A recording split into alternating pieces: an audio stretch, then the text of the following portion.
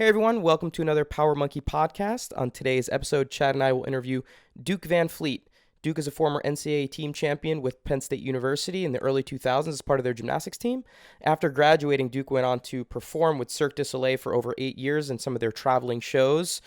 He is now the owner of CrossFit Rising Wave in the LA area and is one of the top gymnastics coaches in the CrossFit community. Duke gives us some insight into what it's like to be a Cirque performer, what's going on right now with COVID and how it's affecting some of the Cirque performers and all the shows being shut down, as well as now being a box owner, and also some insight into coaching, some tips and cues on some of his areas of expertise, specifically on the rings, where he is our lead coach with our Power Monkey camp. We hope you guys get something out of this one. Duke is one of the best coaches we got. Hope you guys enjoy it.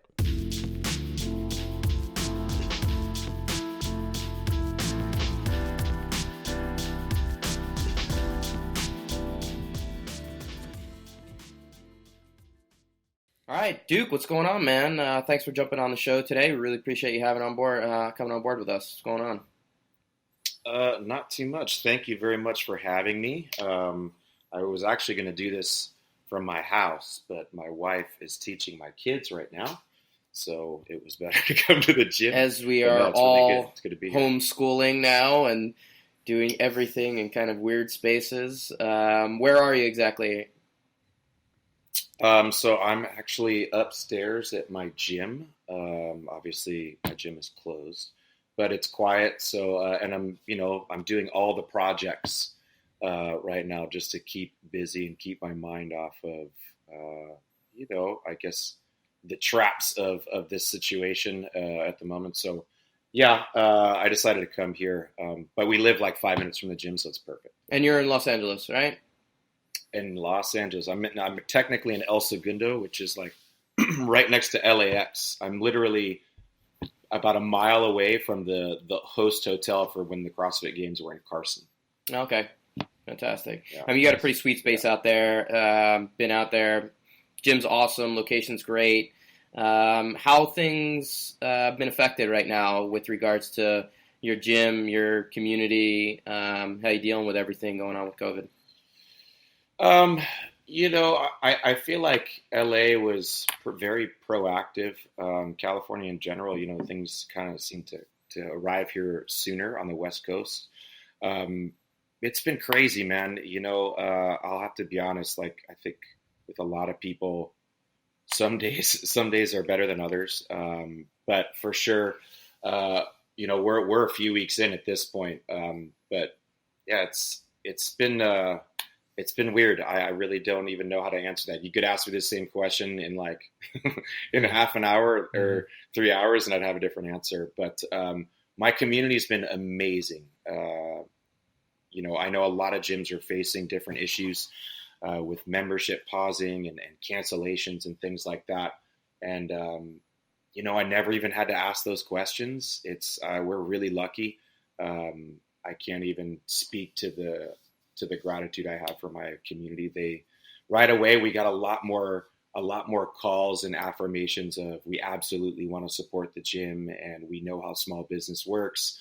And that was really encouraging. We have had to have, the membership pauses, but they were expected. And but it's been encouraging, man. I'll be honest. Like, there have just been really great moments of empathy and hope in this time, and so I feel like we're very lucky and fortunate to have the community that we have. They're making this a lot easier on me and obviously my wife and family as owners.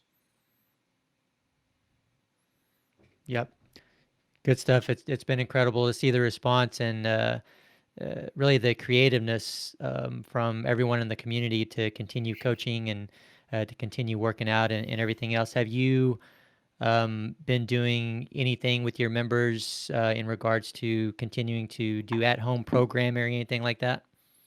Yeah, I mean, I think that's the hardest part about this is, I feel like I'm working twice as hard right, to not lose business.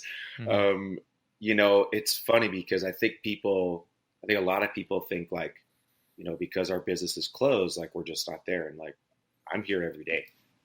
Like I said, I'm trying to keep busy and do all the improvements that I've been wanting to do. I'm like, we might as well turn this into a positive time and make use of that time and space. So that's been good. But at the same time, we've had to basically adopt a new business model. Like, I didn't get into this to do this thing online. Right. And, not that you can't. Obviously, I think every gym or the people that are doing it are having, obviously varying degrees of success. But yeah, we had to start it right away. We basically, in the first week that it happened here, we went to programming via our Facebook page and just giving demos of the movements. And then, because, again, we weren't in the know, like we didn't know where this was going to go and how long this was going to last. So then when they did the first stay at home, or safe in home, as they call it, then it was like, okay, we need to do the Zoom thing. And so luckily, actually, I had another private client of mine who had already been doing it because she's the head of health and wellness for Video Amp. And so they had already been doing Zoom classes. So she kind of gave me a whole tutorial, and it was awesome, man. We jumped in it right away. I'm a tech tard, so a lot of kinks to work out at the beginning and still figuring some of those things out. But yeah, we had to go to it right away, like a lot of people have. And, still you're not seeing the same numbers. Like, it's hard to keep people engaged, and everyone, it's difficult. That's the hardest part, is, again, trying to get the same people that you have in class to show up online. But we are still getting those people to come in, and it's great, man. And it's keeping, I think, for mental health, it's the best. It's the best thing for our members. I think that's the biggest bonus is, our members just being able to see each other.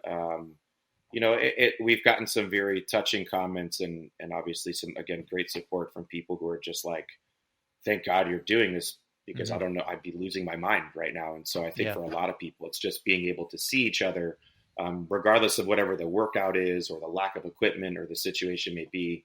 I think people are just finding comfort in, again, how we're essentially communicating now. It's, you take those things for granted in a big way.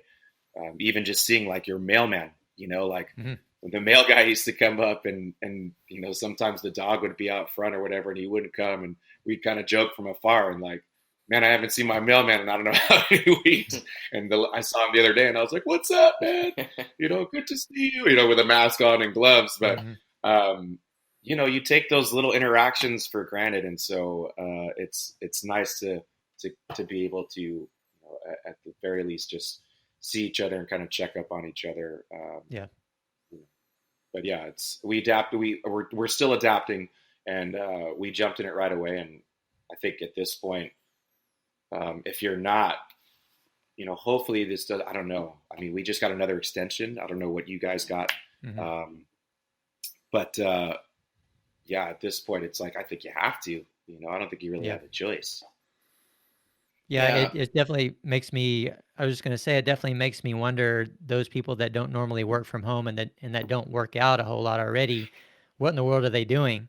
I mean, I can't even imagine, having to come up with, I'm already having to come up with a lot of other things to do to keep myself and the family occupied. So it just makes me wonder, man, what are these people that don't already work out doing? Hopefully, maybe they'll get bored enough where they'll start working out and the CrossFit numbers will go up. Yeah, that's kind of the hope, right? People actually start doing more working out, considering that being in good shape and having a good immune system seems to be like something that's beneficial in the situation. Hopefully it gets people to recognize, hey, maybe I should be stretching or working out or going for a run or doing a home workout. Maybe that's actually a positive that can come out of something like this. Yeah, I don't know what it's like for you guys. I mean, obviously living in Southern California, I mean, it's pretty beautiful most of the time. And so at least in the neighborhood where, like the area where we live, I mean, the activity around town is crazy. Still right now? Well, in terms of like, I'm seeing so many more people get outside for their fitness. And, obviously it's hard to tell. I mean, I know most people are restricted because they can't go to their gyms or, wherever they usually go for fitness, but it's encouraging, I think, as someone who lives in this community where my box is, like, to see people get outside and take their fitness outside. It's weird. It really is. It's like, when you're from Hawaii, I feel like everybody's outside for their fitness. And, in California, again, the gym population is just so huge. So it's also weird, I think, when you're someone who's very sedentary or maybe is at home a lot, to see your neighbors, like when they can't go to the gym, how much they go outside. Because I'm seeing people I never used to see exercise, like go outside, and I think are being inspired by like their neighbors. And, I do think people are coming to the realization that, particularly in this case, your health is quite a defense, is quite a strong defense towards COVID. So, I think it's obviously a very coincidental, strong message for you to take care of yourself, regardless. But it's been kind of weird. I don't really know how to see. I feel like there are people who are maybe kind of experiencing the fear of not being healthy because of this situation. And I hate for that to be the motivation for people to get fit, but whatever it takes at this point. But here in Southern California, I mean, man, the amount of people running outside and taking walks, with their families, it's encouraging. So it's kind of nice to see. I mean, obviously weather is different in Oregon, and I would imagine it's still pretty warm in Texas. So, but I think that's been kind of cool to see a lot more outdoor activity, obviously while practicing social distancing. But yeah, I hope I hope it has that effect. Yeah, I'm curious, Duke. For the listeners that don't know, you not only own your box and work with individuals from all different backgrounds, but you actually work a lot with high-level CrossFitters as well. It's kind of like a big target audience with your coaching, and you work with a lot of games athletes, things like that. How has that changed? Are you continuing to work with your games athletes and programming for them? How is that a relationship change at this point right now with those individuals? That never stops. I mean, I've actually been kind of scaling back on that, for my own personal reasons. One, being a box owner is, I think for anyone that is a box owner, I know Chad, you were an owner as well. It's tough. It takes a lot of your time. And having a family, I just have certain goals and priorities. And so the games athlete programming for me has definitely, over the last, I'd say 1.5 to 2 years, I've kind of dropped it back on purpose, but I still have definitely a handful of athletes that I still work with, and it doesn't stop. I mean, luckily we're working remotely, and most of those athletes still have access to being able to train. And so, yeah, that hasn't stopped. I think the only person I probably haven't communicated with since this has all kind of really gone down for the most part is Ron Ortiz. I know he's busy. I know he's still working. He's obviously a fireman. But I know he has access to training. And so I didn't want to pile, right now, I didn't want to pile those things on to a first responder. I was like, well, maybe he's busier, but we'll probably get a check-in very soon. But, my other athletes, they're still training. The ones that are moving on, we don't really know where this is going. So, we haven't heard word about the CrossFit Games, which I found to be strange, considering we've heard about the Olympic Games and other large sporting events. And so those people who are moving on to the next portion of the season, nothing has changed for them. They're still training. And if they're not training in a gym, they're like, okay, well, what can I do at home? But again, most of those athletes are still have access to their training situation. So for me, in that regards, that hasn't changed at all. Mm-hmm. It is kind of interesting not hearing about CrossFit Games at this point, huh? I mean, considering the opening ceremonies for the Olympics was going to be, I think, July 24th. CrossFit Games would have been a week after that. So the timelines kind of lined up with each other. And it's just interesting to see that, I know everyone's hoping that, they can keep things intact for later in the summer, early September.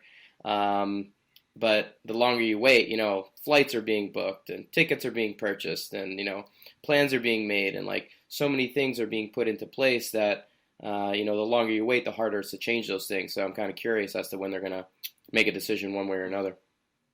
Yeah, I mean, I kind of thought they would just follow suit. But, you know, again, a much smaller scale event, you know, obviously you're not getting the same kind of attendance rates that you would, you know, for the Olympic Games, for the CrossFit Games. But I just thought it was probably just a lot easier just to go with the default and kind of go, okay, like, let's at least put this off. Mm-hmm. You know, they're talking about here, I mean, we just had a recent announcement in terms of extending the stay at home in LA to, I think it's May 15th.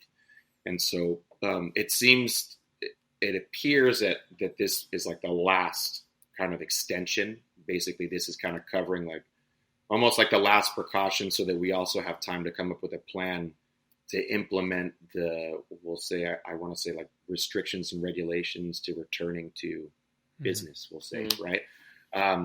But again, like they also said that they don't foresee any large gatherings or events happening until 2021 in LA. Yeah. So I'm like, you know, I mean, obviously as someone who lives in Los Angeles, I'm like, that's crazy. Sporting events, like no Lakers games. I mean, yeah, I mean, like, dude, yeah, I mean, I it's one of those where like, I feel so bad for, I mean, I should never feel bad for LeBron.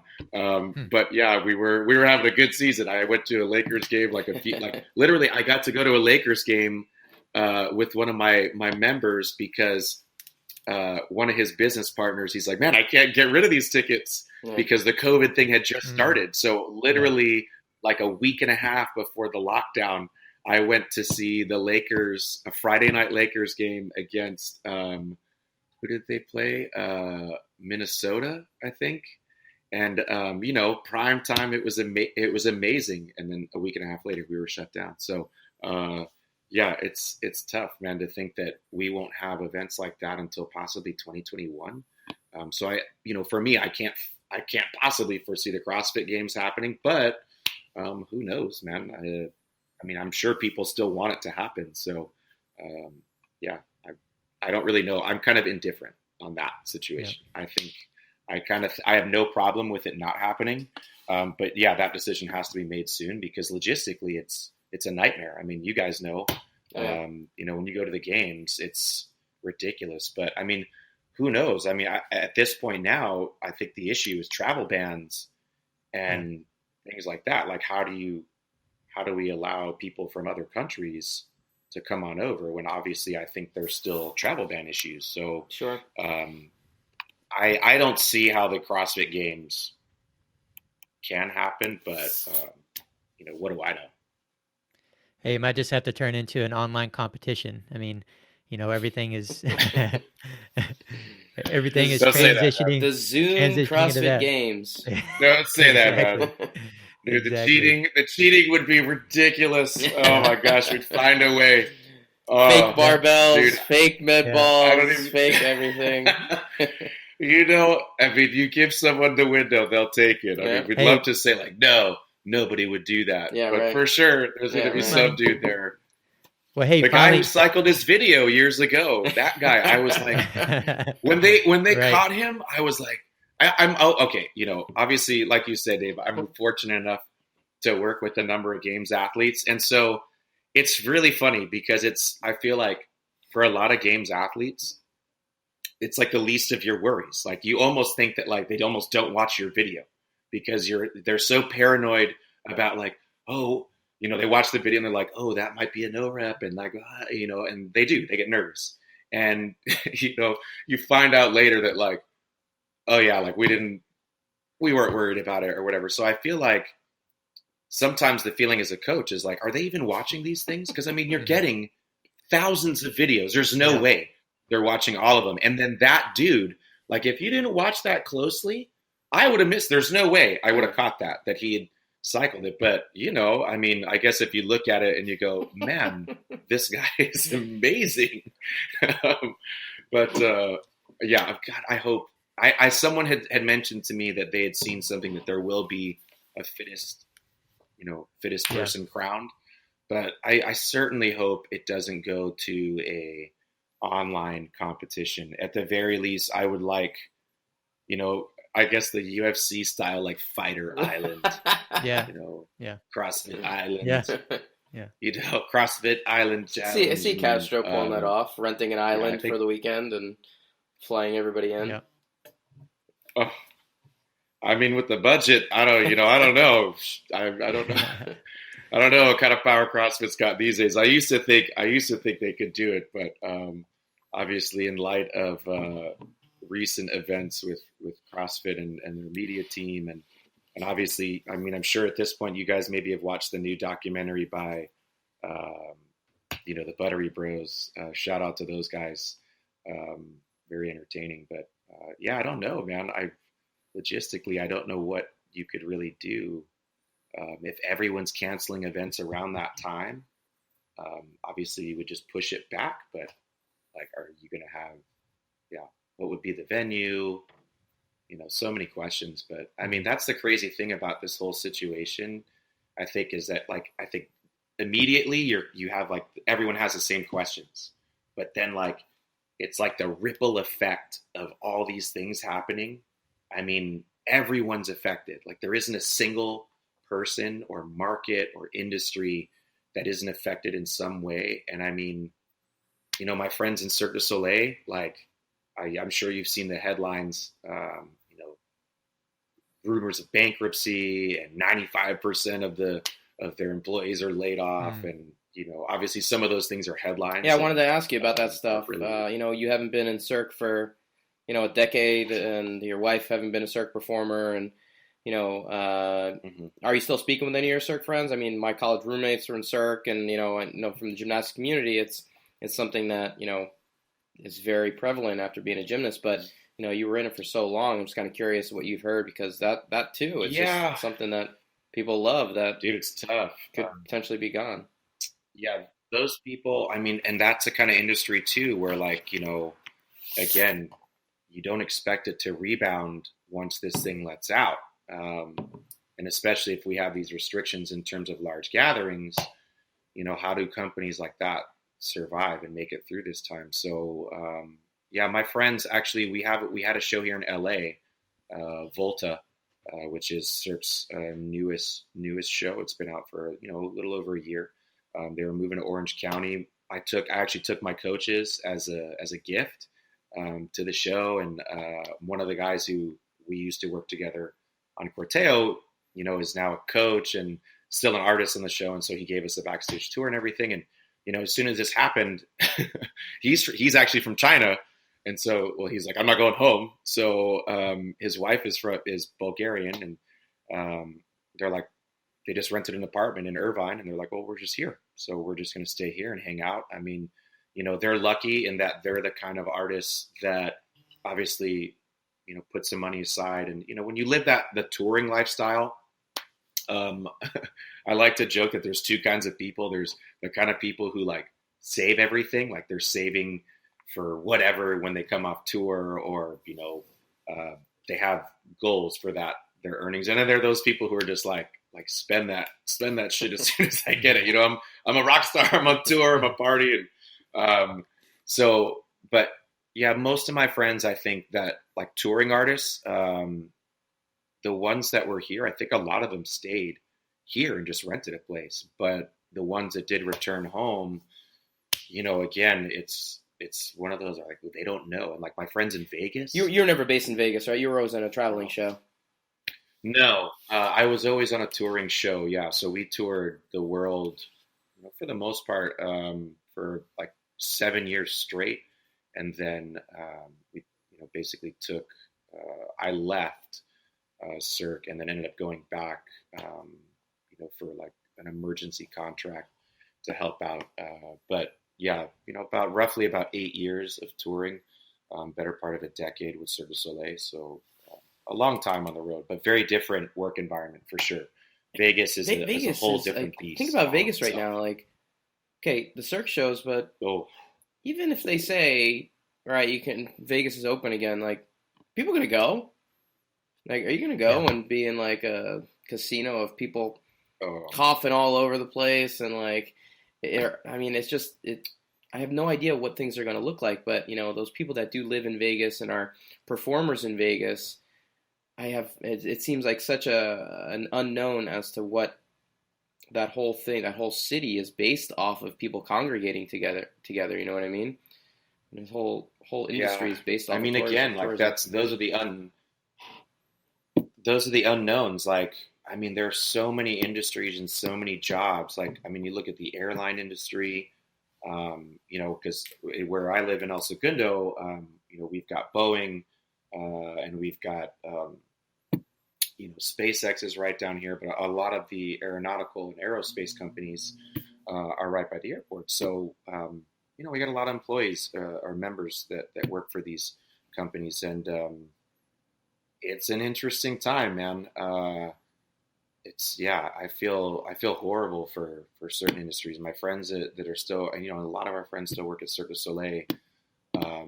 Definitely worried for them, I think nobody could prepare for this. Like we said, it's talking to my kids about this. It's like, this has never happened. I don't know. And so, I don't know. Like, that's the other question that I have is, how long is it going to be before we forget how bad this was? You know what I mean? Like, because life will have to return back to normal. People will go back to the casinos.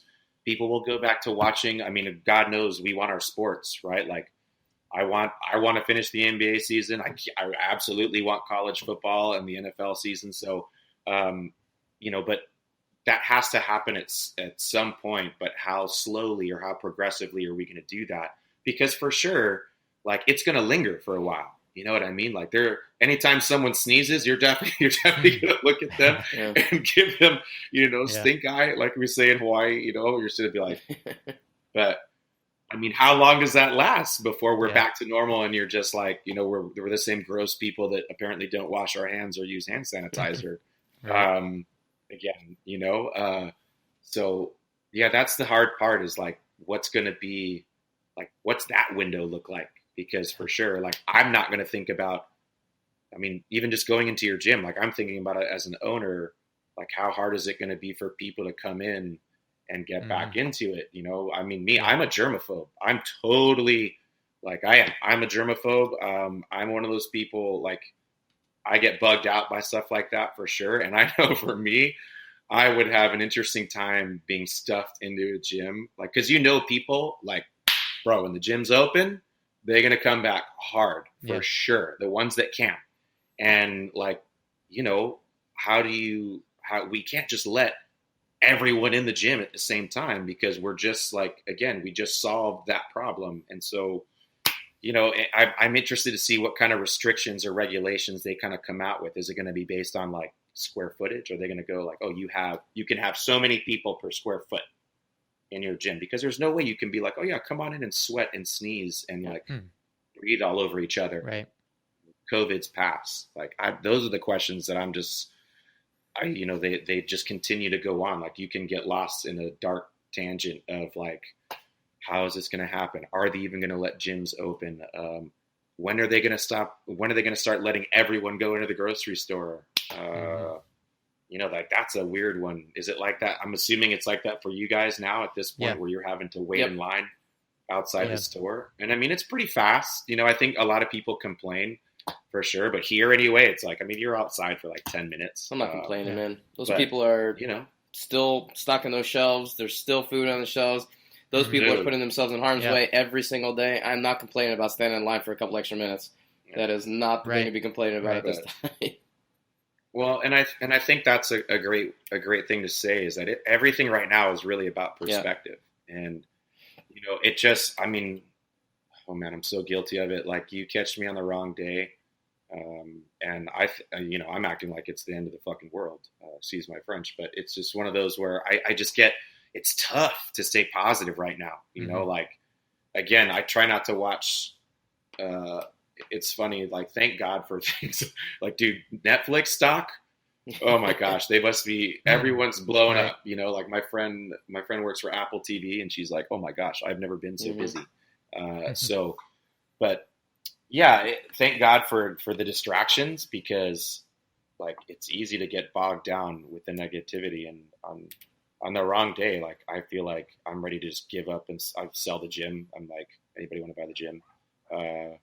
But you know, other days, like you're right, it's just about your perspective and the fact that we're super lucky, man. You know, to be able to still go get stuff. It's just hard. I've been getting myself, like catching myself and just being negative Nancy and like, oh, this sucks and blah, blah, blah. And then, you know, but at the same time, like I get to spend so much more time with my kids, which is so rad for me. You know, and the little things, I think, you know, trying to just find the little positives in everything, but it's tough some days, you know. It's good to have people like you, obviously, and other people around you that are like that. But yeah, the grocery store thing, I mean, it's just weird. My wife saying like, "Oh, we went to Target. We had to wait in line for 20 minutes outside." I was like, I don't know that I could do that, but I'm glad that you did, you know, and I'm glad that we can. Gas is so cheap. It's awesome. Right. I mean, you guys, bro, in LA, it's crazy. The fact that we have winter gas in LA, I'm like, you got to be kidding me. We don't even have winter. What are you talking about?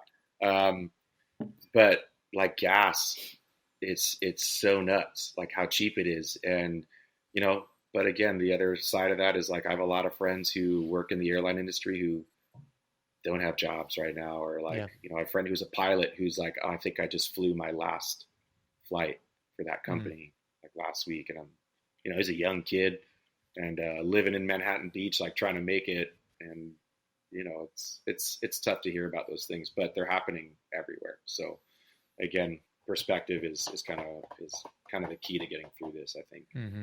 Yeah, it is interesting how different people are handling this. I mean, for myself, I felt like, no problem, I'm going to handle this easy. I leave if I'm not traveling somewhere, I leave the house maybe for a couple hours, only a couple days a week, just to teach a couple CrossFit classes. But I'll find myself every now and then just being a little bit down and having, you know, a few moments or an hour or two of kind of depression feeling. And I'm not used to that, you know?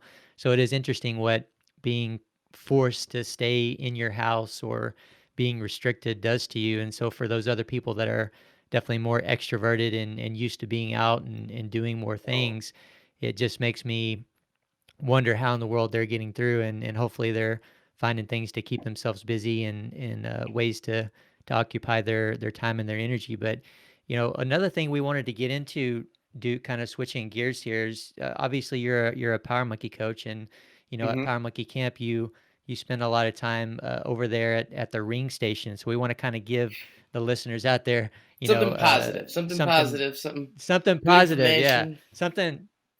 Yeah, something to work on, right? But I think that's you know, what's been really great about this is I've actually, you know, I've been a lot of my like you guys said, I'm lucky enough that I get to coach a Power Monkey, and so I have a lot of, you know, private athletes or clients that I meet with throughout the week and that are working on things like muscle ups, and so. I've gotten a lot of messages of like, oh, well, like goodbye muscle ups, and like the tears are like, okay, let's just calm down a second, hold on. All right. And I think it's important too for people to also understand, like, I think, and Dave, you probably can recognize with this more than maybe Chad, but like to give certain skills a break. Like when I was a gymnast, there were certain movements that I would just like almost overanalyze or get into because the technique, it was so much technique. Like I remember, like, nobody knows what I'm going to be talking about here, but Dave will. But like when I first learned a Kovacs, like it was one of those movements where it took so long to develop technically, and then when you got it, you were so thrilled. Can you explain what like, the Kovacs is? Man, the slightest. So the Kovacs is like when you're swinging on the high bar, okay, and you see a guy like on the Olympics, and he's swinging around what we call a giant, right? And he lets go and does 2 flips, or essentially 1.5 flips over the bar, and catches and goes back into swinging, right? So very, very difficult move at the time when Dave and I were younger. Like that was like you had, if you were if you were on the national team, it was like you had to be doing that release move or something comparable to it. And so, it took so much time to learn all the drills and all that. And then you get it and you're like, yes. And then you have to do it over and over again. Obviously not to the volume that we do CrossFit, but you just start to overanalyze and overthink it. And a lot of times I always tell people, like, in gymnastics, like, your head is a lot of times what messes things up. Like, you've done so many reps, your body knows what to do, but you overthink it and you overanalyze. And so, again, taking that back to people who are working, say, on muscle ups or on ring skills, they can get really anxious about one, not being able to practice. And it's like, okay, you may not have your rings at home, but there's lots of ways for you to, again, continue to develop or work on the components that are going to make you better at your muscle up. Like, I can never stress that, like, you can't do enough, like, push-ups or versions of dips. I think that's the number one thing that I think determines your confidence and ability to, like, at least go for a muscle up. It just gives you, again, it's like that confidence pulling yourself under the bar. Like, that's something you gain only through reps and just being in that position frequently. So, there's lots of ways to work on that. But become a student of the game. Like, find the footage or the videos, whether if it's of yourself or of your favorite coach or of your favorite athlete or of your favorite, like, we'll say, what do you call it? Social media influencer. I send people videos of Dave all the time. Like, if I don't know if I don't know how to describe it, like, I can only so eloquently do that. And even when you write it, like, what you think makes sense, people read it and they're like, I don't know what that means. So, I'll just go through, like, I'll kind of go into one of those weird Instagram K-holes, and, like, you start searching one thing, and I actually just start saving videos in reference to give people that I work with an idea, because if I don't have the ability to film it myself, which I do, but sometimes you're just somewhere else where you can't do that, I'll look up Pamela Gagnon, who's another wonderful athlete and coach. Like, regardless of our differences of opinion on techniques, there's a lot of wonderful tools and drills that everyone incorporates I shouldn't say everyone, but a lot of people incorporate that are very useful. So, again, I think just because you can't, like, maybe physically perform your movement, I think mentally being able to see the movement, like how you want it to look ideally, and visualize that is something that you can practice. And so, again, I think, like, when it comes down to becoming better at whatever, whether it's a sport or a movement, I know for me personally, you had to become kind of obsessed. And so, like, I definitely don't want people to become obsessed, but I think it's also important to go, okay, like, if you have footage of your own movement, good, study it, like, can constantly study it and try to see what your coaches are talking about, and try to see if you can see that in others as well. Don't become someone, obviously, who's like, we'll say a technique, or all of a sudden a gymnastics snob, because, you now have a basic understanding of technique. But, it's always good to be able to recognize that, because I think ultimately my goal as a coach for especially, like, games athletes and athletes who are competitive is to give you the ability to self-diagnose. Yeah. And so, nothing's more frustrating than watching an athlete on the floor, in particular, like when they're competing, like, fail reps and they're not changing anything. Right. And so, again, it's like, it's not a strength issue or an endurance issue. It's the fact that, like, you are not changing technique or making the appropriate adjustments to your technique. And so that can be frustrating. And ultimately, what I want athletes to be able to do is recognize when they perform, either specific portions like we do, we can feel right away, like, I didn't do enough of this, or I didn't do enough of that, or this was weak.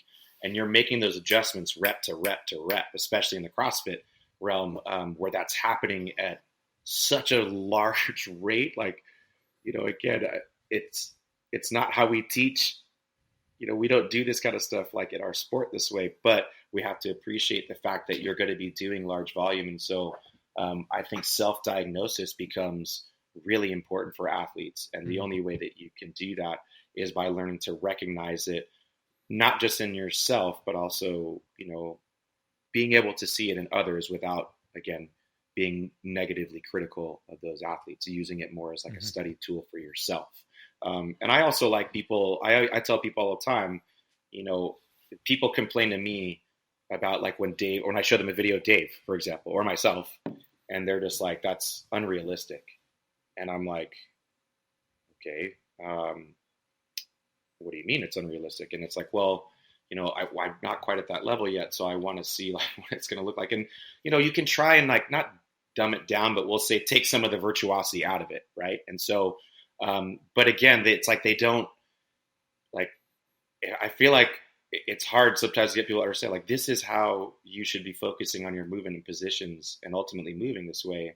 So I feel like this is the clearest picture, but sometimes you go, all right, let's get some footage of someone like in the environment that you're used to, that you like. And so, whether that's like Katrin or like Sarah or Tia, and let's go, okay, like, let's watch their muscle up and let's talk about the things that we discuss and see if you recognize that. And it's difficult to do that too, because as you guys know, those are extreme tests. And so to watch technique when someone's at the CrossFit Games is like, I tell people all the time, it's like one of the worst examples, because the factors that are involved in that are so extreme that like, it's not even, it becomes about survival. And so when you watch someone, I know for sure that when I watch, like when I used to work with Sarah, when I watch her do muscle ups by themselves for technique, they're amazing. When she's got to do 30 of them in the middle of a workout, like they look a little different, and again, it can be tough to do that as well. But yeah, if you physically can't, get on the equipment, like, again, mentally prepare yourself. I think mental or visualization in terms of how skills happen is super important. I know as a gymnast, that's something we worked on, to prepare for competitions, like where you mentally visualize going through your routine. I think being able to see that, the actions of the muscle up and, again, almost closing your eyes and seeing how that happens or how it occurs is really important as well. I've definitely been one of those athletes who's had a dream about a movement and like been able to make it in the dream, and then gone into practice and realized like how I saw it in my dream is how I should see it in real life. And it's astounding how the mind is so powerful over your body. Whereas before that dream, I couldn't see the movement. Do you know what I mean? Like, it's like, I couldn't visualize how it happened, but the second I could see it, it was crazy, because I woke up and I was like, oh, that was such a rad dream. Like, I felt like I could do it. And for sure enough, you go into the gym and like, for some reason, it's like your brain opened up that dimension, is like, you can now see it like this. And, it changes how you can move. And so I definitely believe that, your mental capacity to perform movements is just as important as your physical capacity. I mean, how many athletes do you know that have the potential to lift much more, but like mentally they're not prepared to do that. You know what I mean? Yeah. And like muscle ups is one of those skills where people like, they psych themselves out. I don't know, again, I can't really identify as well with that as others, but you see it. You see people who are like crazy strong and super fit. And like, when it comes to like that transition, for whatever reason, like, their brain just won't let them get over that mental hurdle. Yeah. And it's, I think that's also important too. But I mean, man, if you can physically still work on your muscle up, we had lots of tips. Yeah, I think there's a few things you mentioned in there that are pretty valuable. I'd like to just kind of touch on a few more. I do want to get that answer from you too. If you do have access to rings, what are some tips on muscle up? But just to go back to the one comment that you were mentioning about, having watched Sarah do muscle ups fresh versus watching a CrossFit athlete in the middle of the CrossFit Games, in the middle of a crazy workout, completely fatigued on the third day, and someone analyzing that muscle up and using that as their guide to how that they want to do a particular skill, it's a missed opportunity. And it's really unrealistic to say, okay, this person is maximizing their technique because of the environment that they're in. And I think that's such a good point that, when you're watching, an athlete that you admire and someone that you want to emulate and your idol within the sport, it's always so critical to try to understand whether or not the technique that they're using is efficient and if it's optimal. So I think your reference to Sarah being fresh and using good technique in one scenario and then it looking very different in another scenario, and someone maybe just watching that because it's the most readily available video that there is of her doing it and saying that's how I want to emulate it, it really is a missed opportunity. I think listeners really need to take advantage and understand that technique also needs to be looked into more. So don't just watch and emulate, ask more questions. Is that kind of what you're trying to get towards people when they're looking at something? And yeah, I mean, I think I love and appreciate the fact that, that's what we did, right? Like when I was a young gymnast, it was like you found those one or two guys, you're like, I want to do it like that. You know what I mean? And so it's just the natural thing of what you want to do. Now, again, the bad thing about CrossFit is that, again, your better athletes, you still see a lot of great technique. I mean, there's no doubt. I definitely don't want to take anything away from, especially someone like Sarah, but, guys like Matt Frazier, obviously, and everyone there at the top levels, but that's the goal, right? The whole point of CrossFit is to introduce so much stress and so many of these factors and to see how you deal with that, right? How does your technique last as we introduce this or as this gets worse? And so, I mean, that's the test. The goal of the programming is to get you to fall away from technique. And so that's the problem is, like you said, the readily available footage of our favorite athletes generally is from the competitive arena. And so, again, like the CrossFit Games, it's for those people who haven't gone. And I always tell people, like, you should go at least once to spectate and really see how extreme it is, because you don't really get a sense of the fatigue and like the totality of the weekend unless you're there. When they edit all this stuff and you watch it on, whatever you can watch it on now, you don't, other than like right after the workout finishes and they fall over, like you don't get the feeling of how hard the day is. Like you don't see them in the back. Like they don't show them in the back dying and laying and seeing a Rosti and in the cold tubs. And so, like that's the thing I think people forget about is like when you watch the footage, even at regionals, right? It's the same thing, or sanctionals now. These athletes have been through a lot. So depending on where that movement showed up, again, like when I was working with Sarah and even Bjorgvin Gudmundsson, like when they would do muscle ups like outside of workouts, I mean, dude, it's ridiculous. Everything's high catching and like, the swing is beautiful. And I mean, you could take a video and post it and be like, boom, that's how you do muscle ups. And then the workout starts and, those muscle ups maybe show up at the beginning a little bit, but then they quickly fall apart. And so, but again, that's the point of CrossFit. That's what's supposed to happen. But again, you get your ambitious young athlete, who is again doing all the programming and all the extra stuff, and then they watch this and they're like, that's how I want to do it. And you end up having, hopefully you're lucky enough to get your hands on them and work with them as well and kind of go, okay, like, yes, this is a good athlete to watch, but like, this isn't like, if you were to ask this athlete to do their 1 rep max muscle up, so to speak, it wouldn't look like this. You know what I mean? I kind of compare it to people like that. Like your 1 rep max snatch is a very different output than like, your snatch at whatever Isabel weight or Grace weight, Yeah. or your clean and jerk Grace weight. Like you're putting out a lot less there, and you're able to deviate a little bit from like exact technique because you're dealing with volume. And now again, it doesn't mean that it's allowed, but the likelihood that it's going to show up is much higher simply because of the number of reps you're having to do. And so, regardless of the parameters or how they set that workout up, it's just going to, again, it's expected that it will fall apart.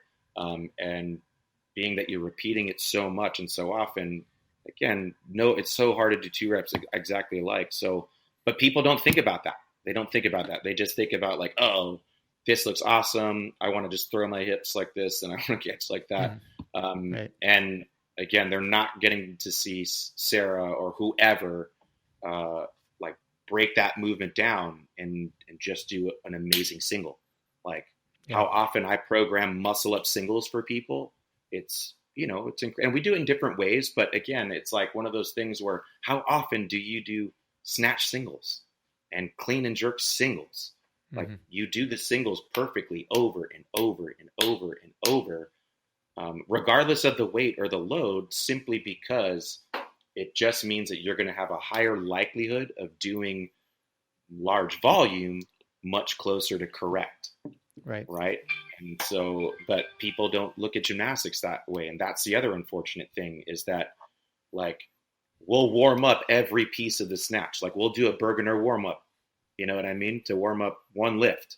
And then, you'll break it up and all that. How many times do you see people like break up a muscle up really on their own? Like it's like they do one, they warm up one, like, all right, let's do this. We're good to go, man. It rarely is it a situation where someone on their own accord is going, okay, I'm going to do like 3 sets of 5 swings and I'm going to do 3 sets of, my swing to ring row. And then I'm going to do like 5, turnover drills. But I mean, when you think about a barbell, like it's almost automatic that I need to do RDLs, high pulls, muscle snatches, push press, like just to do one snatch. But for a muscle up, you'll hop up and do 3 swings and a crappy single that you don't dip out of. And then you're just like, let's do this 30 with 30 snatches.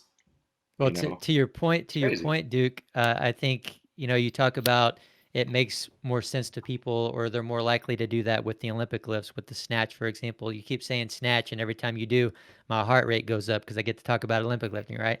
But I don't think people even do that for snatches and clean and jerks enough. You know what I'm saying? Oh, what no, you're describing, sure. like they need to be doing that to a greater extent as well. They need to be spending time doing singles with lightweight, with medium weight, and then kind of on up from there. But, in comparing the Olympic lifts to gymnastics, and specifically the muscle up, I think is very regularly compared to a snatch. And I think they are very comparable.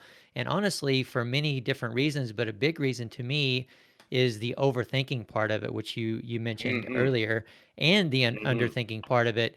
And this really hit home for me back, it was a number of years ago now, maybe at least 5 years ago, maybe even 10, I have no idea. But I was trying to do muscle ups, and I could do a strict muscle up from the very beginning. The first time that I tried, it probably wasn't pretty or anything like that. It was, I'm pretty sure I chicken winged it, you know what I'm saying? But I got up there, but I was capable, I was strong enough to do that.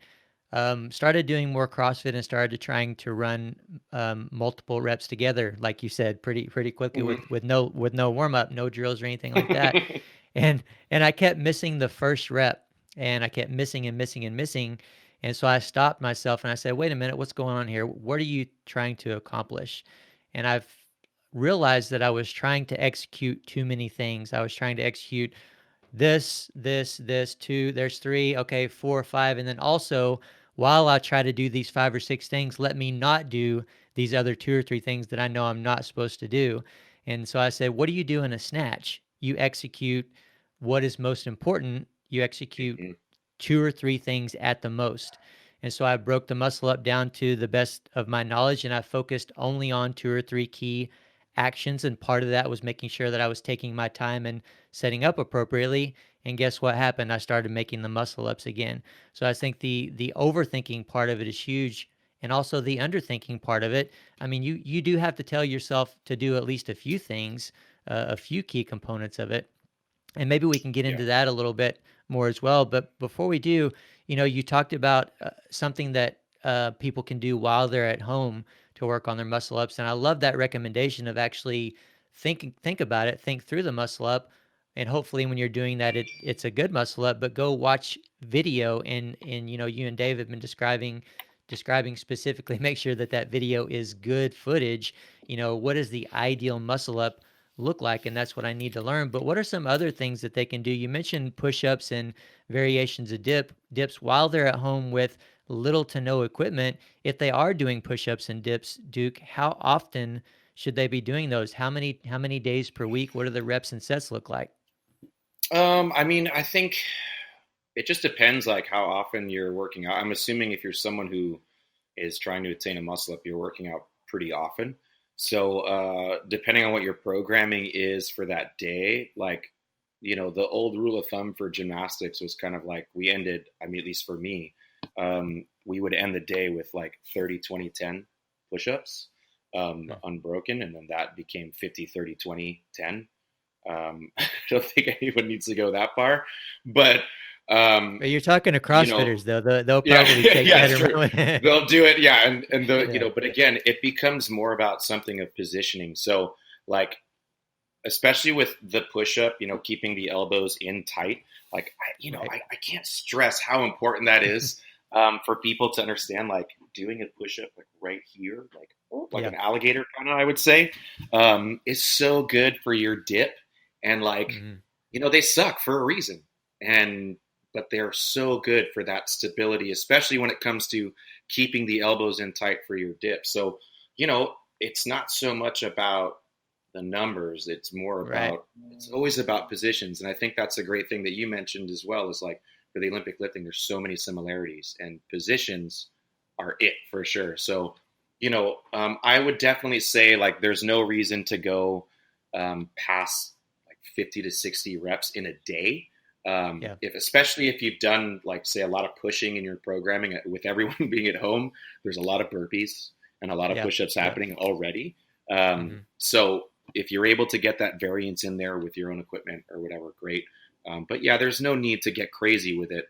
I would say when it comes to like pressing, whether it be in the push-up or like the dip position, I would probably try to stay under 50 to 60 reps total for those two movements if you were going to do them both. I mean, dips, again, it just depends. But once you start getting out of 50 reps, like I think you're going to introduce a fair amount of fatigue and soreness there. And if you want to be able to do that, like this is more like introduce it daily.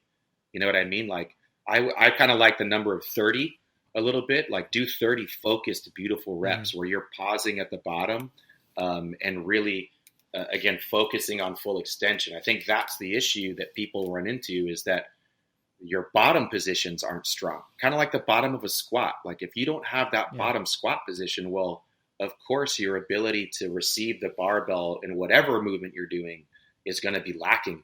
And so Dude, don't get me started now. Come on now. That's also the biggest fear, right? Is like, that for people, their biggest fear in the muscle up is that like falling through the rings. Yeah. And it's like, well, how do you fight that? Well, you sit in the bottom, and you just get strong there, and you get strong in all those ranges, but specifically the bottom. And so it becomes, it's really easy to take 30 push-ups, which doesn't seem like a large number, and make those push-ups exponentially more fruitful and difficult by just going, okay, like let's spend 3 seconds at the bottom every rep, especially if we're doing a bench dip, if we're doing dips between chairs or whatever. Like if we can't get off the ground, that's okay.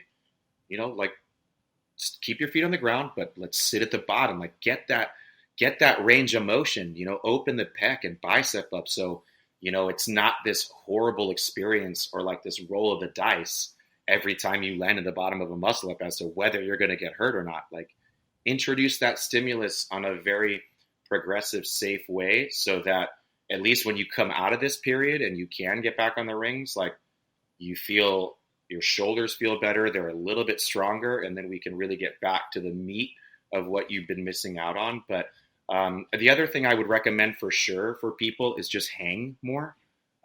If you're gonna, I think any time that you're gonna push, right, and put yourself under, like, I like the idea of push pull always, like in everything that you do. So if you're gonna do more push-ups to improve your positions in relation to your muscle up, then you should do the opposite of that, which is pull. So find a way to do that. And I think hanging is a very simple way where, like, even if you don't have rings or whatever, like, hanging is good for you. It's good for your shoulders.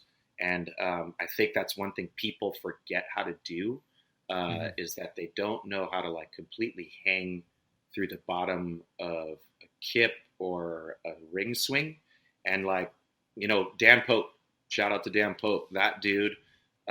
I think half the stuff that I did with Dan when I was just coming off of working for Cirque Du Soleil and rehabbing my shoulder, like, I think I took almost every exercise he gave me and made that a part of, like, programming for athletes, because they were so applicable. Like, they just made sense. Like, do these scat pulls and hangs and all this stuff, and, like, it's good for your shoulders. And, like, you make your athletes do that and go, like, look, you should do this not simply because it's good for your muscle up, but also, like, it's good for your shoulder health. So, obviously for people who are listening, check out at Fitness Pain Free, Dan Pope. So he's got so many good shoulder movements that, like, again, they translate literally to the CrossFitter so easily and so well in regards to your kipping movements, whether they be on the bar or rings.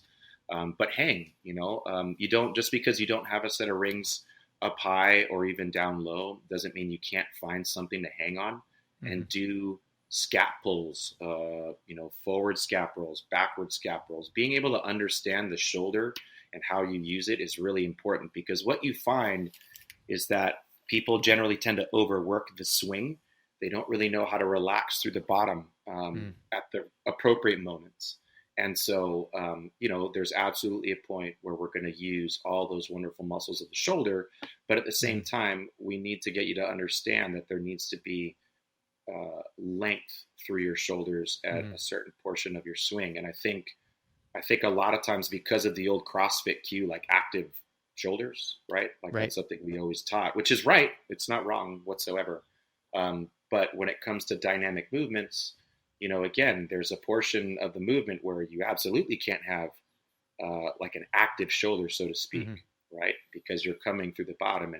And so, but most people don't understand that. And for us, like for Dave and myself, it's such a simple thing for us to be able to, like, be long and then be tight through the rest of the body. Right. And for other people, they're like, that's not possible. Like, as soon as you tell them to be tight, it's like, they just lock it all up. And so, getting people to learn how to do that's a difficult thing. And that's something you should do at home, like just being able to hang and really relax.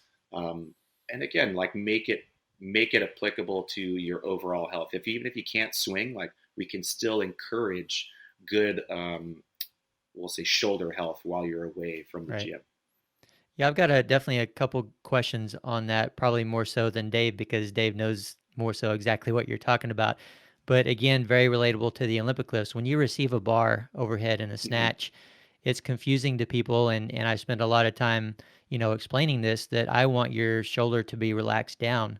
I want you to receive relaxed, and relaxed may not be the right word, but it's a good, it's a punch. I want to give you that punch and say, I want you to relax overhead, because I want you to understand the extent of the point that I'm trying to get across. But it's about a coordination. That doesn't mean that I receive the bar with noodle arms, and not engaged. It means that I'm coordinated in such a way that it looks relaxed, right? It looks relaxed, and it's very strong and powerful at the same time. So I want to come back to specifically how you would cue someone to hang. But before we get to that, my daughter Ella has been doing a lot of ninja stuff, and I've been having to build on her swing set almost every day, adding bars and stuff like that she can jump around, and she makes me do it as well. So we've actually been doing a lot of pull-ups out there and long hangs, right? So wanted to ask both of you guys, what is a good max hang from like a pull-up bar for someone to be able to time? Yeah, time-wise. Oh, dude, if you can get outside a minute, that's pretty good. I mean, not a lot of people can hang that long. She can do 3 minutes. Really? Yes. Yeah. 3 minutes with her. 3 that's minutes. No joke. Yeah. So that's obviously, and to my point, one of my points is I've been meaning to ask you that, Dave, for a while, but I've been able to work up to 2 minutes, which I was pretty proud of because I'm terrible with capacity with pull-ups, right? I mean, my grip is strong and everything else, but for whatever, I think because my butt and my quads are so heavy, that's what I'm going to blame it on. All the squats. Take the lifters off, take the shorts off, make the shape as light as possible. No, I got weightlifting shoes on out there, Dave. Exactly, I mean, come on. Right. But my point is when I'm hanging for 2 minutes and I'm doing that long hang, my shoulders are not engaged. I mean, I'm hanging there. The only thing that's really tight is I'm keeping my legs together, keeping my feet together. And I've also got a grip on the pull-up bar. Is that the hang that you're talking about? Do you want them to hang like they're going to hang for a long, long period of time? I look at that as a little different. So I look at, 2 minutes for me is kind of a marker that I shoot for my higher level athletes to be able to hang from the bar. Kind of gives me an indication as to whether or not it's a strength of theirs or not. Right. But to Duke's point, I think he makes the absolute correct point in terms of shoulder activation when it comes to hanging, and understanding that when you're using dynamic action, that gravity is now working on you in a new way. And if you have a shoulder angle and you're thinking about an active shoulder by pulling down and creating that lat activation, you're creating an angle. And you're creating what we eventually see as slack. The more dynamic action you have through the bottom will lead to more slack, the more angle you have from that shoulder. And that slack will lead to the complete pulling of those joints, the stress that is unnecessary that's coming onto your shoulders, elbows, wrists, lower back. All of those angles is what we're trying to stay away from. We're looking for straight lines and curved shapes so that we can create fluidity through our swings. So that's why we want to be strong in, an active pulling position. We want to be capable of that, but we also want to be in a position where our shoulder angles open at 180 degrees. So we come through the bottom on something dynamic that we can actually use it properly, and slack ends up turning into tension and maintaining tension. And that's what we want. We always try to kind of like convey tension being our friend and slack being our enemy. So that kind of relates back to what you were talking with an overhead position, Chad, of kind of depressing the shoulder to be able to be relaxed and catching, as opposed to pressing out and expecting that to be a comfortable catch position with 200 kilos overhead or whatever it might be. You know what I mean? Yeah, I can snatch 200. We'll say that. Whoever's doing that. Yeah, but you know what I mean, right? I mean, those are kind of exactly what Duke was talking about there. But hanging is about hanging for duration. I look at it as doing handstands for duration. And it's about conservation of energy. Yeah. It's about not using any unnecessary muscle groups to waste the energy that's keeping you on the bar, keeping you inverted, or keeping you with an apparatus in your hand. You're trying to maximize only what's needed to be able to complete that movement. So if I'm hanging from the bar, it's probably going to look a little bit different than if I was swinging from the bar. You know what I mean? Duration versus precision for technique. I look at those as slightly different. I don't know how you would view it, Duke. Yeah, I mean, again, that's a specific test, right? It's like you tell someone like, oh, if you train to do max push-ups in a minute, and then you put them next to someone who doesn't do that very often, and it's going to be really tough to beat that person because it's a very specific test. And so things grip for time. Yeah. Like you said, it's one of those, now if you said, okay, do max pull-ups, that affects the grip completely differently, right? Now your technique plays a factor. So, again, I think it's tough because a guy like you, Chad, who's strong, you may fatigue super early on pull-ups, but you can hang on the bar for 2 minutes, which is, again, I would generally say that if someone can't hang for a minute, then they have some grip issues. We need to build their grip. Once you're outside of a minute, then it becomes, okay, you're strong enough to hang on the bar and probably perform some kipping movements, and we can get some higher level stuff in there. But yeah, it's different depending on the weight of the person. My kid does parkour, so he can hang on a bar forever. But You take someone who's a power lifter and a Mm-hmm. little more bottom heavy, right? Like yourself, like you said, big, strong legs.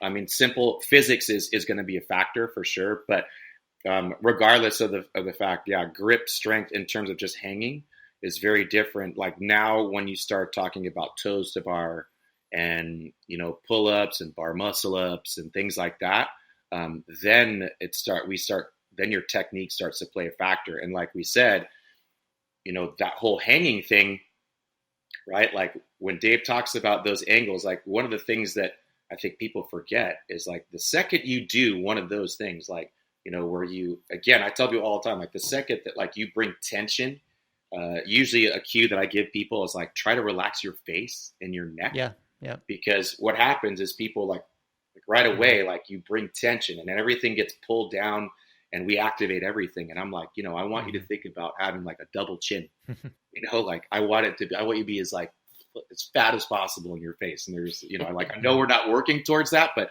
that's what it should feel like. Like you're just like, or I tell them to think about feeling their shoulders, like touch their earlobes, really feel that, like that length. But, you're absolutely right. And so, again, if the minute they bring any sort of tension, starting at the hands, and now again, that's the only tension we want. But when you overdo it, like that completely changes how you get through skills.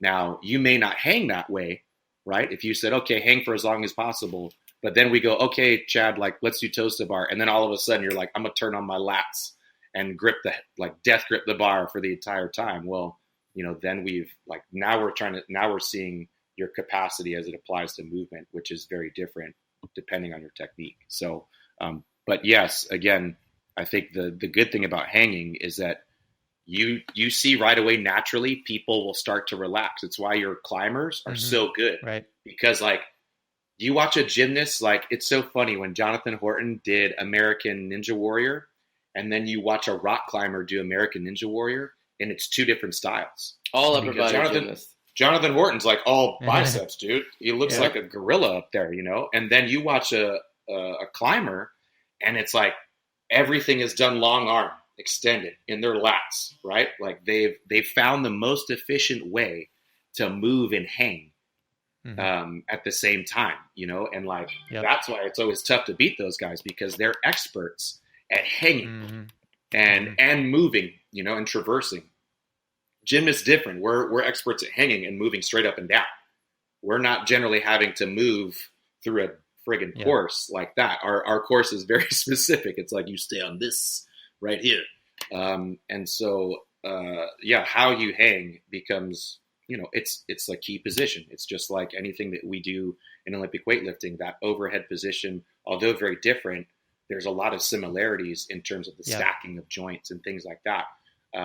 But yeah, I try to tell people, I tell people all the time, like, it's amazing how different our sports are, yet there are so many parallels and similarities in regards to, positioning, like even like coaching methodologies. Like you're talking about two of the most technical sports in the world, and like you put them into a sport like CrossFit. It's so ridiculous how it's like we have, like the whole motto of CrossFit is like we're not specific athletes, like we do everything. And it's like, yeah, but you just took like two of the most specific, like technically specific sports in the world, and you expect people to be really good at them. And and the coaching approaches are just so different, I feel like, for the most part. So it's really tough to get people out of the mode of like CrossFit training and into the mode of like gymnastics or Olympic weightlifting training. Like the timelines are just so different. And like, that's the hard part to get people to do, is like, how do you tell someone like, you need to get like, I want to do 30 muscle ups unbroken. And you're like, you need to be able to swing for 2 minutes. And they're just like, what? Like, what do you mean? And I'm like, if you can't, I tell people all the time on rings, I'm like, if you can't swing for a minute, how are you going to do 20 muscle ups? Like, it takes at least 2 to 3 seconds a muscle up. And that's if you're like decent, right? And like you want to do 20 of them in one go. So like if you can't swing for a minute, and I mean swing efficiently and beautifully and be like, oh, no problem. Like, chances are you're not going to be able to do that. And you tell people that all the time. I tell people, I like to program like, okay, you have to swing for 10 seconds and then do a muscle up at the end, or like a set of muscle ups. And people are like, dude, it's horrible. And I'm like, yeah. I'm like, what you don't realize is 10 seconds, although it doesn't seem like a long time, that's a long time to be hanging on the rings. And I mean, you're talking about like, you want to be able to do, okay, how many muscle ups do you think you can do in 10 seconds? Let's give you 5, right? Let's give you 5. And you want to be able to do 15. So let's take away the first 5 muscle ups. Let's swing for 10 seconds and then do a set of 10 at the end of that 10 seconds. And, you know, again, we're just building capacity and we're able to focus on the technique of the swing, like feel it, bro, get smooth. You know, you don't want to waste that energy. And, you know, again, like we're having to reintroduce the principles or the basics of your swing to get you to believe. And it's like, you know, it's so hard to get people, high-level athletes. Your best high-level athletes, they got no problem. They'll tell you like, okay, I'll go back and do it. China Cho, right? She used to call me up when she first started training with Rich. She's like, Duke, don't give me any more gymnastics, like in terms of volume. She's like, I don't need that. Rich takes care of all that. She's like, I need you to make me do the basic shit because that's the stuff that I need that we don't do or that he doesn't program. Everything is like, let's do all this. And so, you know, again, how you're addressing technique is a different approach. We can talk about that in terms of programming, but it's got to be about going back and doing the basics. Like I would imagine that Dave, like at Penn State, we would have one day a week where we would go in and do basics. Like, you know, maybe we do dismounts as well, but you would go in and like your day in the gym would just be spent doing basics, like to some degree, whether it was like a basic routine. It just depended what time of the year it was. But like sometimes it was like a basic routine to your dismount, you know, but everything was just about remembering the fundamentals because you get so concerned about working high skill levels or putting routines together that you start to just get away from the basic, the things that make you successful, that make all this happen. And so we can get caught up, you know, especially with CrossFit, like there's so many facets. Like I got to get better at running. I got to get better at weightlifting. I got to get my back squat up. I got to get better at this. I got to get better at that. And it's like, dude, you're trying to stuff 10 pounds of shit into a 5-pound bag.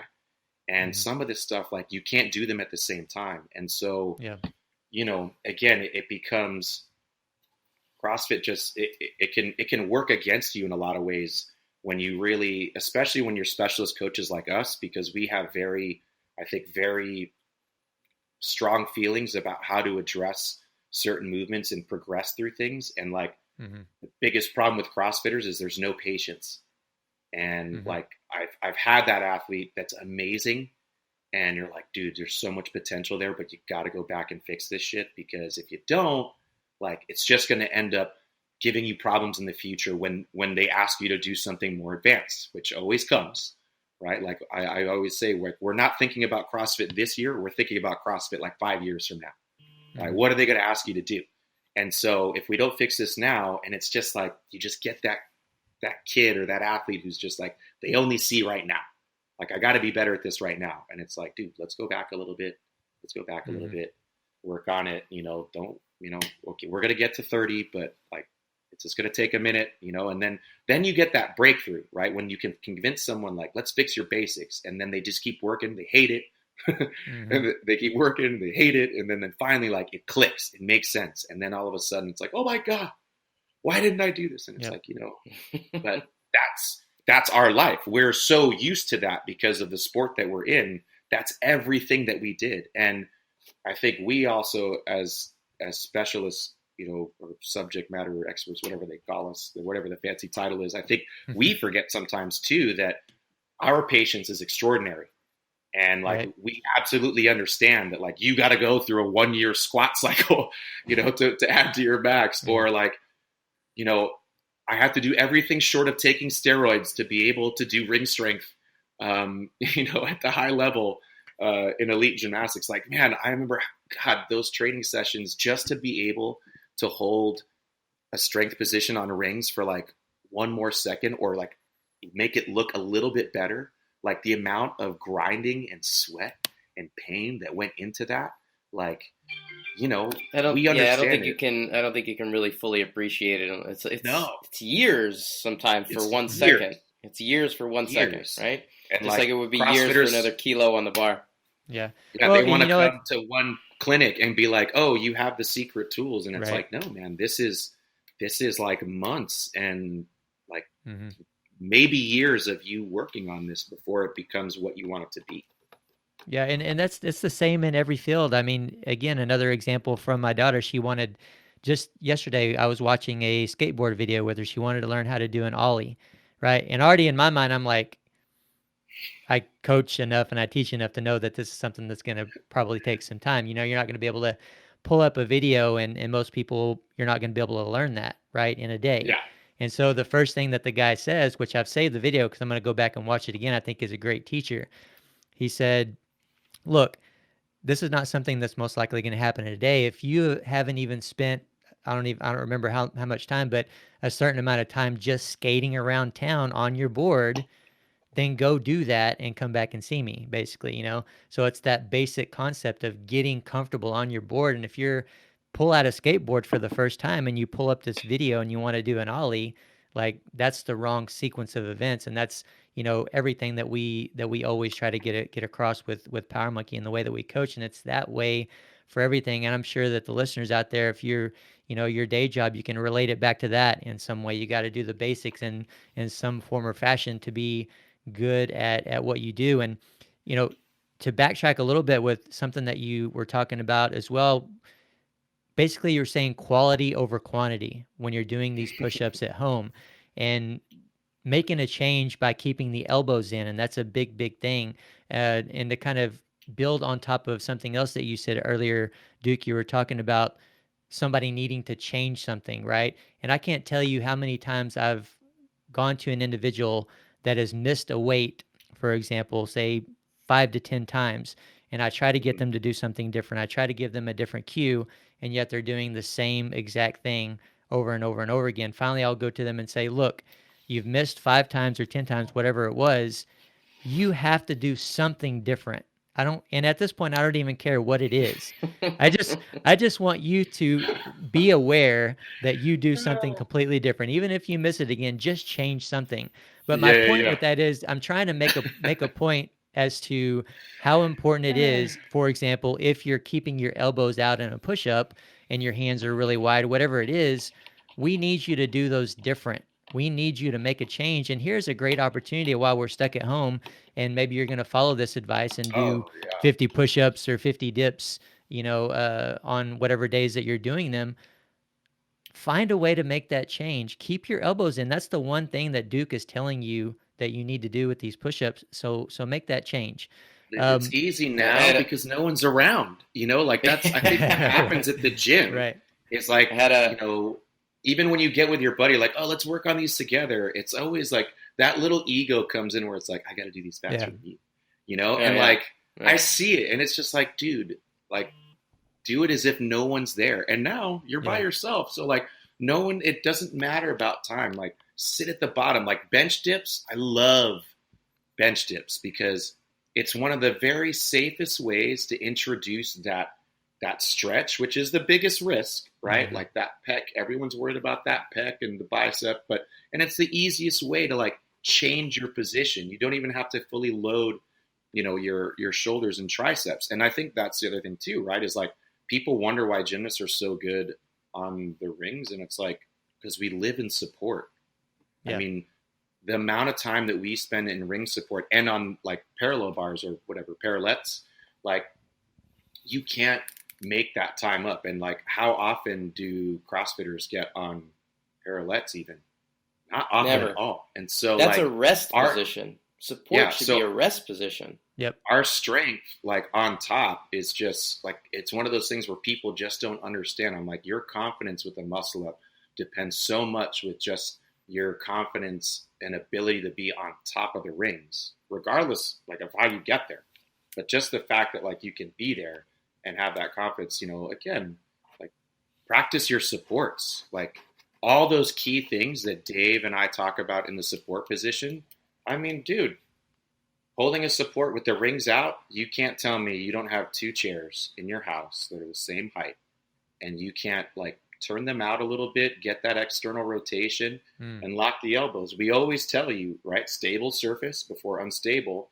And so there's so many creative ways just to practice your support. I mean, what people don't understand is, as gymnasts, like, if we're always doing pommel horse, parallel bars, rings, right? Those events, with the exception of floor and vault, are all upper body events where we are supporting ourselves via our upper body.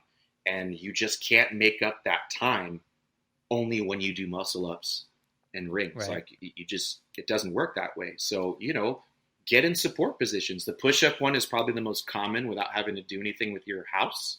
But like the bench dip, like, even if you just hold the dip position locked out and hold the bottom position, just working on, again, your positions at the end ranges, the bottom and the top. Work the middle a little bit, maybe some holds there. Don't even worry about movement, but work on your end positions and make those perfect and spend time in them. Like, if no one's around, like, it's the perfect time. You're not having to race anybody. And that external rotation that everyone is so afraid of doing in the gym on the rings, like, how many times I tell athletes who are strong enough to like lock your elbows and turn their rings out, but they're afraid of looking stupid because they're going to look weak in their support. Well, now you don't have an excuse. Like, no one's going to see you struggle with that, because it's hard, man. Even for me, like, as a gymnast now, I still struggle with it, and we did it for years. But you do, like, it's so humbling when you see someone who's like, I have a 250-pound snatch and like a 315-pound clean and jerk, and then they get on the rings and they're like, I can't hold a 10-second support. Right. They don't want people to see that, and it's like, it's okay, I get it. So do it at home now that you're stuck, and get better. But yeah, I definitely, it's always, you don't have to glamour it up. And like CrossFit, they like the movement. They like the sexy movements. It's all about like pushing up and pulling up and doing fast and this and that. But gymnastics and, the things that make you better are the details and working the boring stuff, which is the positions. And like, that's the hard part to get people to do. But, being that you're limited, it's actually the best time to do it because you don't have a choice. So work on your positions. And like, I think I stole this from you, Chad. I think I heard you say this to one time. I think it was like one of the first times I was at Power Monkey. You're like, when your positions are perfect, generally the movement to and from them, like between them, will be better. Right. And it's like, you could completely deviate, but that it's somehow like your body's got to get back to this position at the end of it. So chances are you're going to find the right way to get there, as long as your start position is correct and your end position is correct. And so, but again, we just get so caught up in moving dynamically in particular that we lose sight of the key stuff, which is always going to be your end range positions and your ability to be comfortable in them. Yep, love it. And you're spot on, Duke. Absolutely. Yeah, and continue to give me credit for that. I'll take it. Absolutely. Any credit that I can get. Well, I think that's the one thing that people don't know about Power Monkey that have like never been, is that, I mean, I steal so much from people at Power Monkey. It's because the information is so good and it's so well delivered, and like, it makes sense in not just CrossFit and like what we're talking about, but with anything that you do in life. Like, I mean, a lot of these things, they apply, right? Like, whether it's your job or, again, anything in life, like, it just comes down to like building yourself a solid foundation. But like, when it comes to the coaching at Power Monkey, like, that's one thing I wish people understood. Like, again, I've obviously encouraged people to come. I've had a lot of my members come. I actually helped pay for some of my coaches to come, because I said, look, if you can get a week off and you can go to Power Monkey, I'll help you go, because it makes you better to me as a coach. Like, part of my job as a coach is to develop my coaches as well. My goal is like, in all honesty, is to get them to a point where they either get offered a better position as a coach, or they want to do this thing on their own. Of course, I would love to be able to make my coaches, earn large sums of money, but that's difficult to do in the CrossFit industry. But, I want them to have that education, because, what you learn at Power Monkey, whether you're an athlete or a coach, it's huge, man. Like, I really wish that they did the L1 kind of like that. I think anyone now knows, most of you guys most of our coaches at Power Monkey have an L1 and have been through it. But, to hear, it's so nice to have the transparency and the communication among the different facets of Power Monkey. Like, I think the big complaint in the past was like, Dave, you used to work for CrossFit Gymnastics. Chad used to work for CrossFit Weightlifting, and that, like, what you would learn in the L1 would completely contradict what you learned at, say, CrossFit Gymnastics, right? Like when they would teach certain gymnastics movements. And, like, you would ask those questions, like, or you'd see those questions come up, and the answer was like, oh, well, we're not the same. We're technically not, like, working together, right? They were their own kind of individual things. And so there wasn't this, like, there wasn't this carryover. Like, if I went to my L1, they were going to say exactly what Dave said, and, like, they were going to say exactly what Chad said. No, you'd hear some interesting things. I remember the first time I did my L1, or the time I did my L1, some of the things I heard on the muscle up, I was like, what? I'm like, no, I would never tell someone that, and I definitely don't want to. I loved, to this day, I drank the Kool-Aid long time ago, dude. I loved my L1, but that was just one instance where I was like, oh, I probably wouldn't choose to, like, describe that cue that way. But, again, I was enjoying the Kool-Aid, and I was like, hey, let's get into this. But that was a problem of the past. And, I've learned since then that they don't choose to teach certain movements at the L1 anymore. And, but I think that's the great thing about Power Monkey is that, like, everything carries over. So, like, when you come to my station, I'm like, you guys, I'm like, okay, you saw Dave? Like, okay, Dave said this for sure. Like, I know Dave said this because I stole it from him already. So, but it's one of those where, like, I know the information is carrying over. And, like, what I want people to understand is, like, when it comes to at least gymnastics, right?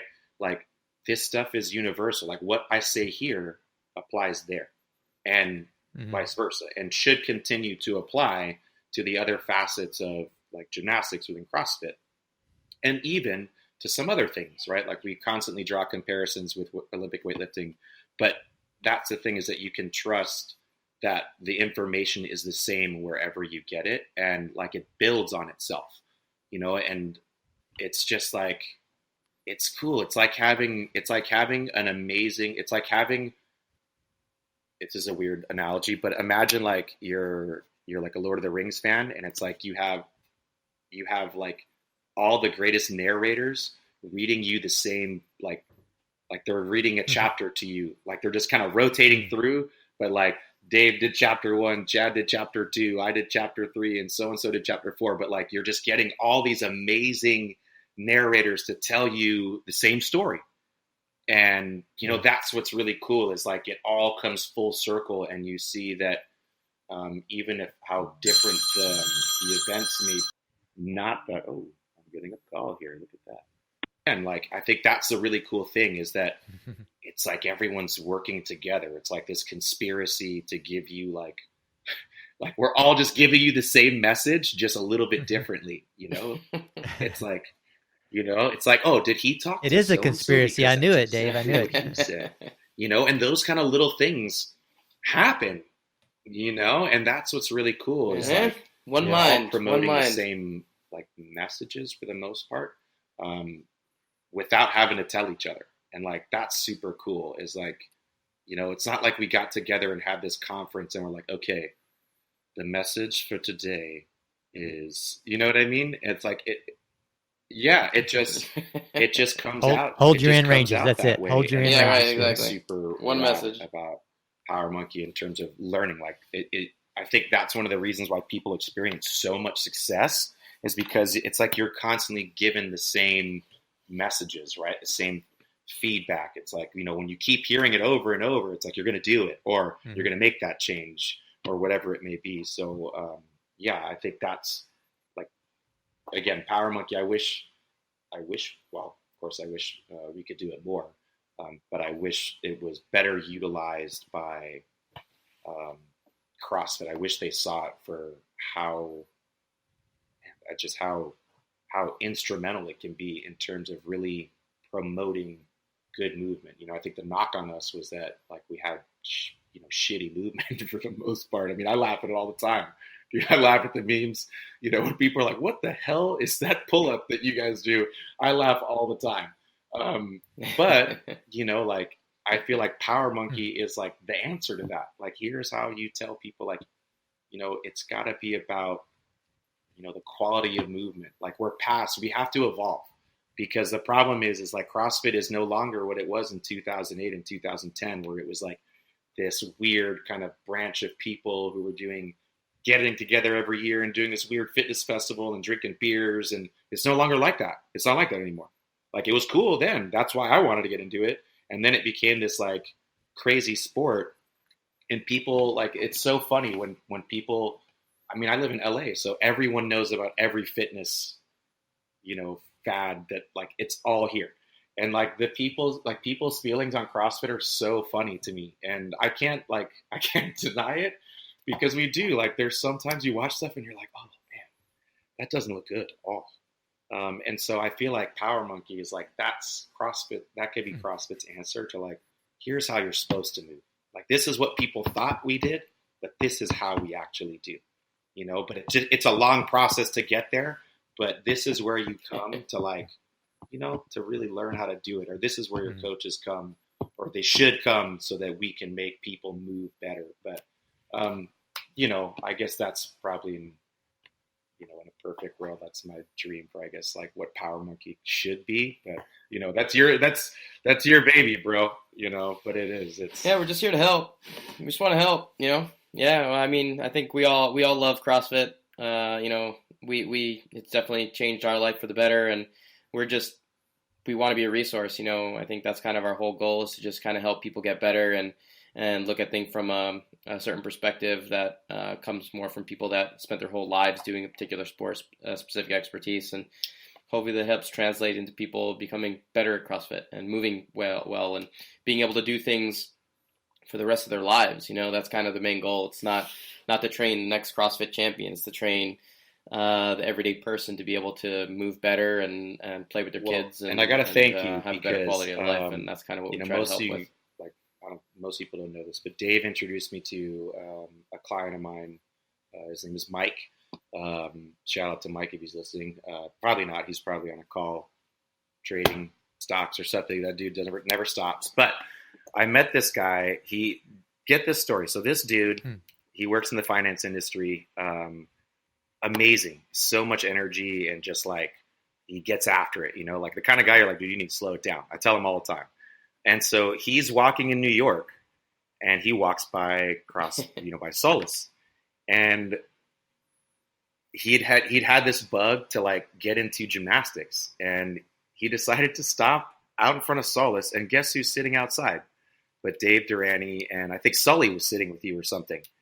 And he's like, hey, do you happen to know anyone who might be able to teach me gymnastics? Like, and I was like, of all the places this dude could have stopped and walked, you know what I mean? Like, on the street, bro. And so Dave starts to work with him, and he just happens to like, he kind of goes back and forth between New York and LA. And so now he lives here permanently. And Dave, introduced him to me and was like, if you want to continue to work, I have this friend Duke. So I started working with him. It's been like 2 years, I think, maybe longer. And I want to bring this up because, like, he's one of my favorite people to work with because it's just horrible to say, but he's not a CrossFitter. Almost everybody I work with is a CrossFitter. I have a couple other athletes that I work with that are not CrossFitters, and they just want to use gymnastics as fitness. And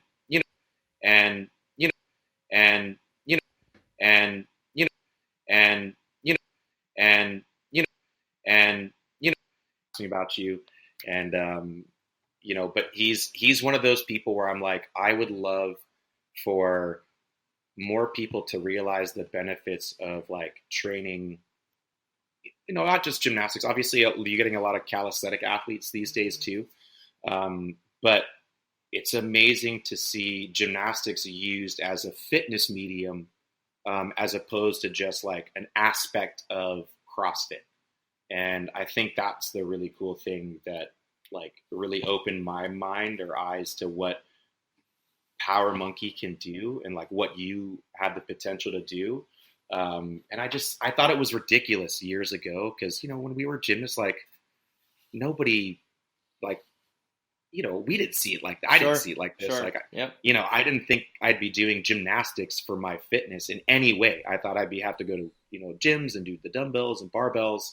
And like the fact that now we can seriously talk about and see, people already using it as their medium of fitness is so huge, regardless of what the sport of gymnastics is going through, on an international scale or nationally as well. Obviously, with the things that happened the past few years, it's at least we have.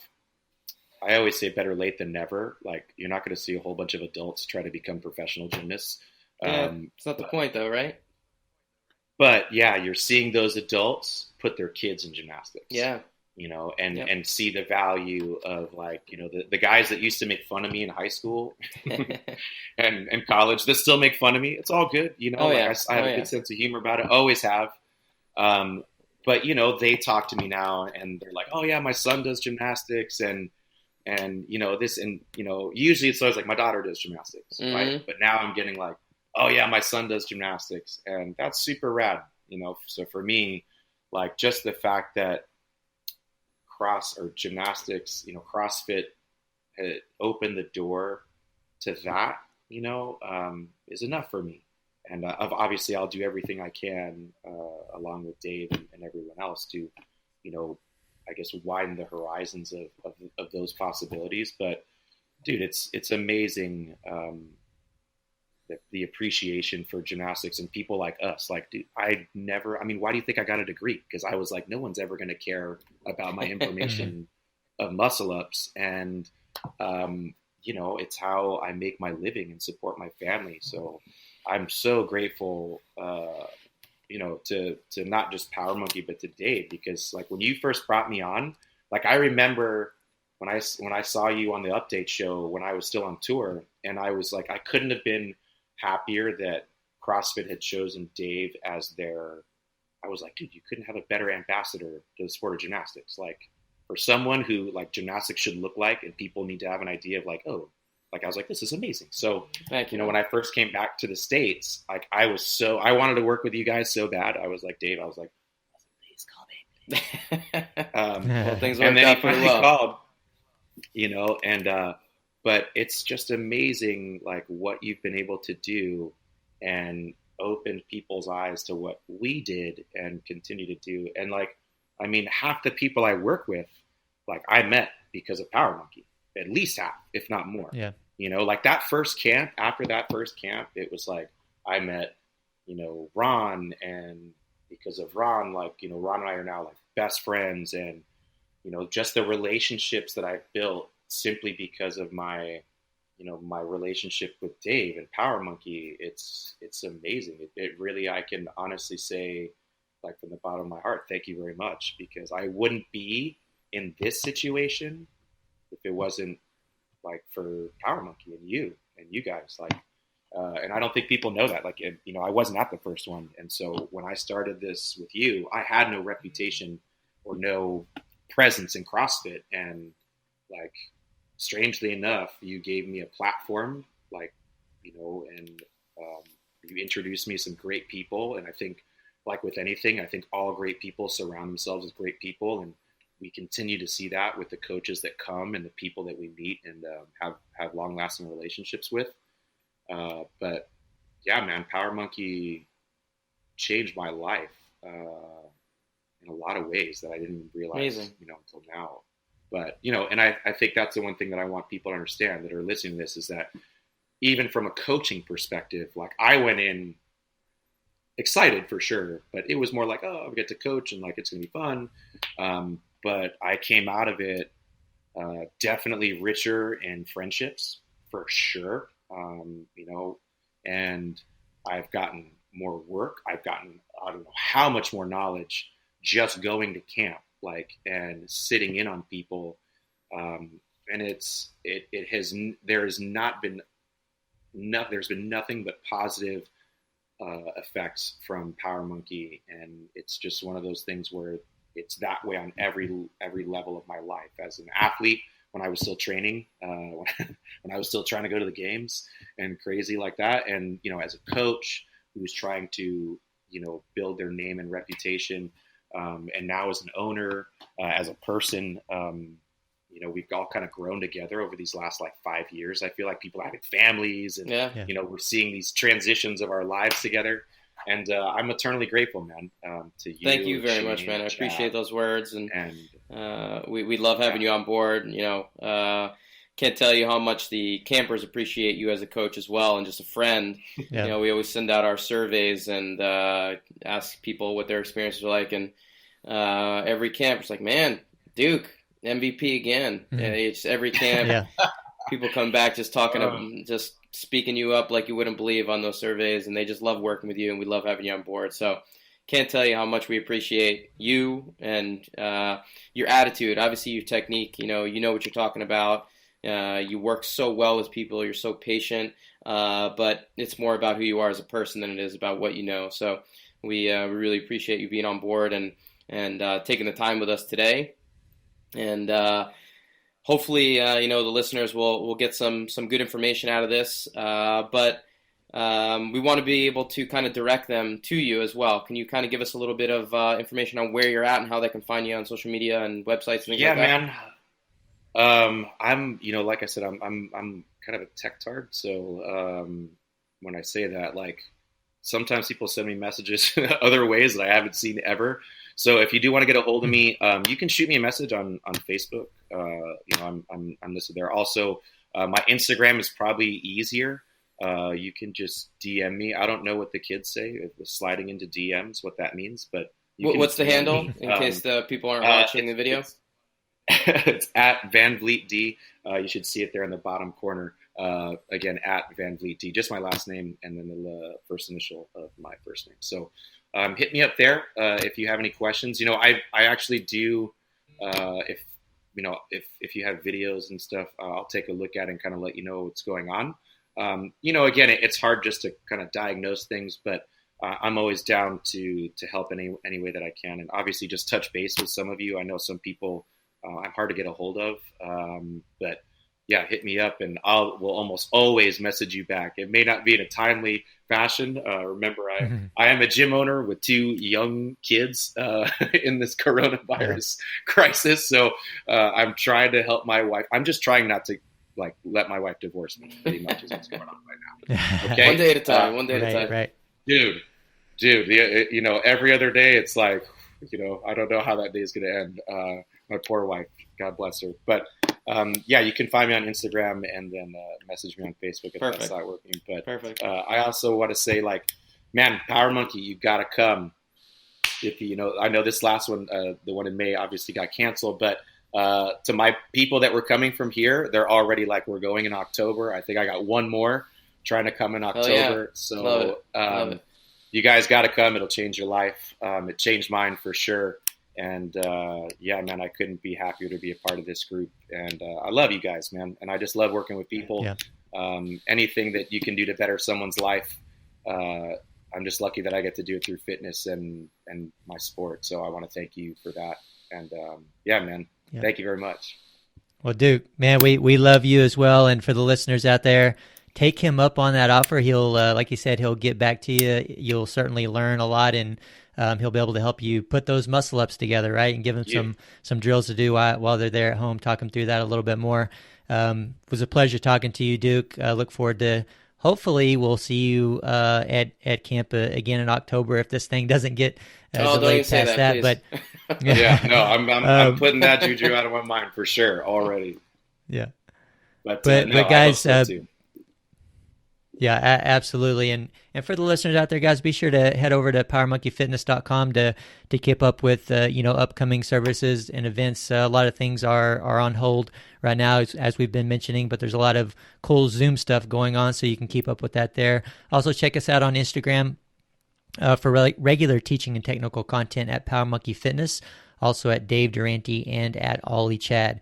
We'd still like to hear from you through an email as well. You can reach us at podcast@powermonkeyfitness.com. Let us know any guests that you'd like us to have on, any questions that you might have for us to answer on the show, anything like that. We want to know about it. And on behalf of Power Monkey Fitness, we're your host. I'm Chad Vaughn with Dave Durante. And until next time, guys, stay safe and thanks for listening.